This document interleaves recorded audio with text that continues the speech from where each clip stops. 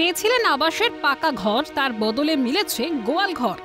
মুর্শিদাবাদের ফারাক্কা ব্লকের বেনিয়া গ্রাম পঞ্চায়েতের ঘোলাকান্দের রিমা ঘোষকে মহাত্মা গান্ধী জাতীয় গ্রামীণ কর্মনিশ্চয়তা প্রকল্পে ওই পাকা গোয়াল ঘর বানিয়ে দিয়েছে স্থানীয় পঞ্চায়েত। ঝড় বৃষ্টির হাত থেকে বাঁচতে অগত্যা সেই গোয়ালেই 4 ছেলেমেয়ে নিয়ে মাথা গুঁজেছেন রিমা। গরুরা রয়েছে বাইরে। হ্যাঁ, পড়াশোনা করে এলাম যে পঞ্চায়েত থেকে গরু রাখা ঘর দিয়ে গরু বাইরে রেখে ঘরে বাস করছি। হ্যাঁ, কুড়া ঘর ছিল এর আগে করেছিলাম, পাইনি না। যে গরু বাইরে রেখে এটা গোয়াল ঘর পঞ্চায়েত থেকে দিয়েছিল, দিয়ে বাস করছে। তো কোনো নেই, স্বামী নেই, স্বামী হারা, গোয়াল ঘরে থাকছে, গরুকে বাইরে রাখছে। এখন ঘর নেই তো কোথায় থাকবে? এগুলো তো দেখা উচিত, এগুলো পঞ্চায়েত মেম্বারকে দেখা উচিত, আমাদের বিডিও সাহেবকে দেখা উচিত। যাদের গরু নাই তারা ঠিক আছে, আর এর গরু আছে কিন্তু ঘর নেই। গরুর জন্য ঘর পেয়েছে, গরু বাইরে বাঁধা আছে, ঘরে বাস করছে। কোথায় বাস করবে?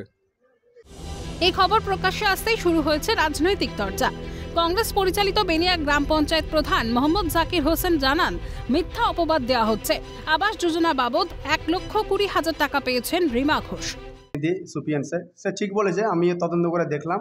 উনি নিজে স্বীকার করলো যে হ্যাঁ আমি 1,20,000 টাকা পেয়েছি, কিন্তু জানি না কেন মিডিয়ার সামনে বললো যে আমি পাইনি। উনি গরুর ঘরও পেয়েছে এবং PMAY এর আবাসের PMAY এর যে টাকা সেটাও পেয়েছে। এবার কথা হচ্ছে যে সরকার তো গ্রাউন্ড লেভেলে আসছে না।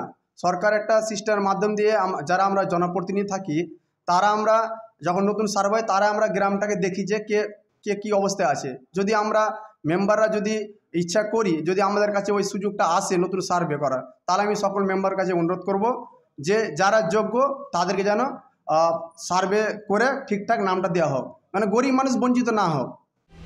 এ বিষয়ে তৃণমূলের তরফেও কংগ্রেসকে সমর্থন করা হয়েছে। গোয়াল ঘরও পেয়েছে, যতটুকু জানি উনি যা বলেছে মিডিয়ার সামনে উনি মিথ্যা কথা বলেছে। আবারও আমি ওই গ্রামেরই প্রতিনিধি মেম্বার, এটা আবারও তদন্ত করে দেখব কেন মিথ্যা কথা বলল, পাওয়ার পরে কেন মিথ্যা কথা বলবে। যে না পেয়েছে যদি বলে তাহলে ভালো লাগবে। উনি অবশ্যই পেয়েছে, এতটুকু আমার কাছে খবর আছে। যদিও বিজেপির নিশানায় রাজ্যের তৃণমূল সরকার, রাজ্য সরকারের উদাসীনতাতেই এমন ঘটনা, দাবি স্থানীয় বিজেপি নেতা পিন্টু মণ্ডলের। মানে রিমা ঘোষের স্বামী মারা গেছে 15 বছর আগে, তারপরে ও কুড়া ঘরে একটা ছোট্ট ঘরে থাকতো।